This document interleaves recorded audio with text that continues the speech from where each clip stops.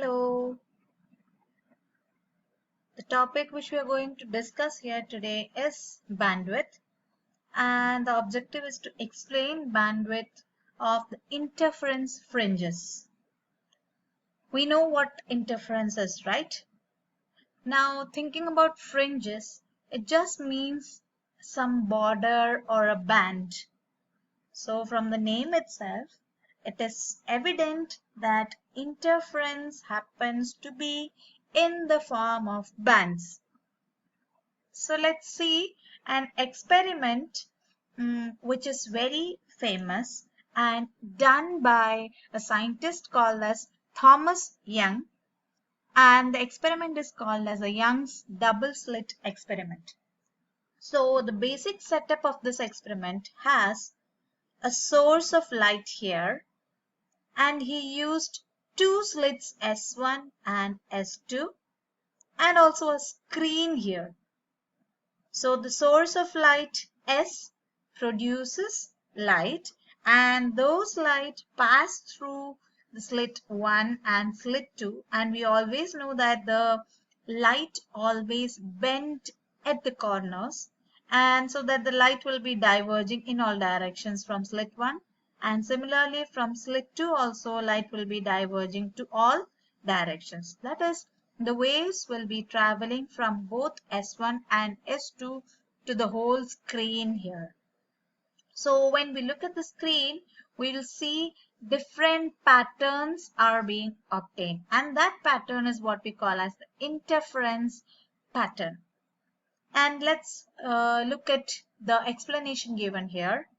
When monochromatic light passing through two narrow slits illuminates a distant screen, a characteristic pattern of bright and dark fringes are observed.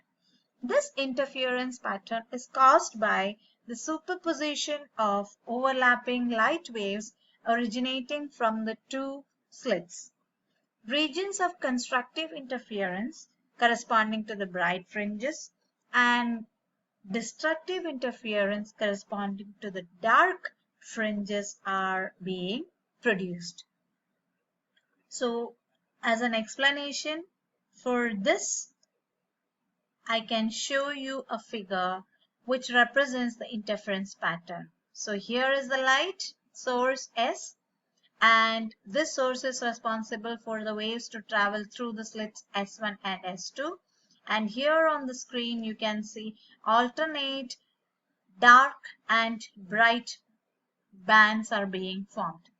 So when we consider these bands, the possibility of constructive and destructive interference is there.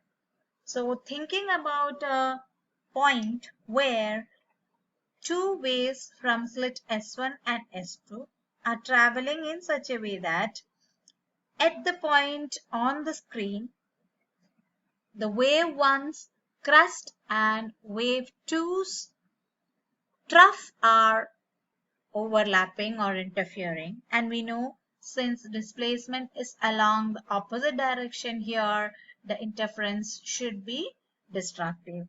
When they happen to be destructive, they completely destroy the wave, and here we do not obtain any light, so that band appears to be dark. And for these bright bands, we are considering two waves which are traveling from slit 1 and slit 2, and at a point on the screen the two waves, either trough or crest, are coinciding or superimposing and interferes constructively so that the amplitude gets added up and we get a bright band. So this alternate dark and bright bands were obtained as a result of Young's double slit experiment. Now look at the objective.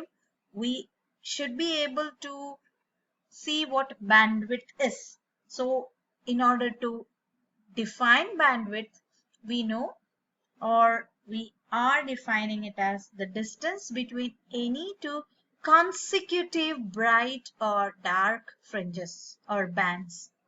So it should be consecutive.